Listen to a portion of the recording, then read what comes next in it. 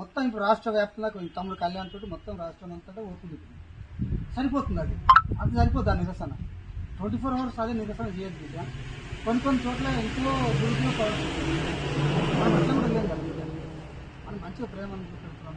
మీకు మంచి జరగాలని, మీకు మంచి విద్య రావాలని, మీకు నష్టం జరగాలని, మీకు చదువు రావాలని కదా నేను ఆరాటపడుతుంది మీ కొరకు. ఇంకా నేను సంతోషపడతా కదా. ఆలోచన చేయండి. మీరు కొద్దిగా దాకా ఇట్లా కూర్చుంటే నేను చివరికి విసిగిపోతా కదా.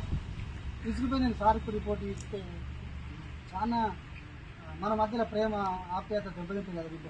అవునా కదా? వెళ్తే సంతోషపడతాం కదా. ఇప్పుడు మీరు ఎట్లాగో తినడానికి ఖచ్చితంగా నిలబెట్టాలి. అది నా ధర్మం. ఒక బిడ్డగా, ఒక తండ్రిగా నిలబెట్టాలి. తినడం కష్టం దొరికిపోతే కాబట్టి ఇప్పుడే వచ్చి ఇంకా సంతోషపడతాను. ఈ